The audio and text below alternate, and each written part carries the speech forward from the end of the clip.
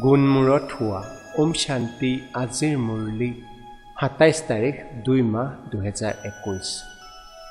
বাবাই কৈছে, মৰমৰ সন্তানসকল, পিতা আহিছে তোমালোকক ৰাৱণৰ ৰাজ্যৰ পৰা মুক্ত কৰি সদ্গতি দিবলৈ, নৰকবাসীক স্বৰ্গবাসী কৰি তুলিবলৈ। প্ৰশ্ন: পিতাই তোমালোক ভাৰতবাসী সন্তানসকলক কোনটো কোনটো স্মৃতি সোঁৱৰাই দিছে? উত্তৰ: হে ভাৰতবাসী সন্তানসকল, তোমালোক স্বৰ্গবাসী আছিলা। আজিৰ পৰা ৫,০০০ বছৰৰ পূৰ্বে ভাৰত স্বৰ্গ আছিল। হীৰা সোণৰ মহল আছিল। তোমালোকে গোটেই বিশ্বৰ মালিক আছিলা।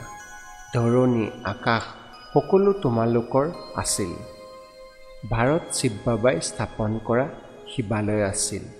তেতিয়া পবিত্ৰতা আছিল।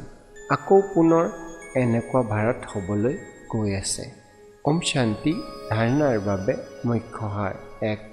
কাঁইটৰ পৰা ফুল হৈ ফুলৰ বাগিচা স্থাপন কৰাৰ সেৱা কৰিব লাগে। কোনো বেয়া কৰ্ম কৰিব নালাগে। ২.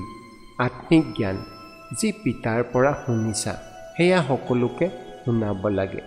আত্মা অভিমানী হ'বলৈ যত্ন কৰিব লাগে। এজন পিতাকেই স্মৰণ কৰিব লাগে, কোনো দেহধাৰীক নহয়। বৰদান: সদায় নিজৰ ৰাজকীয় কুলৰ স্মৃতিৰ দ্বাৰা উচ্চ স্থিতিত থাকোঁতা গুণমূৰত হোৱা।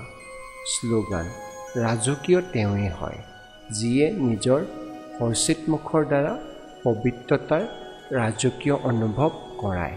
ওম শান্তি।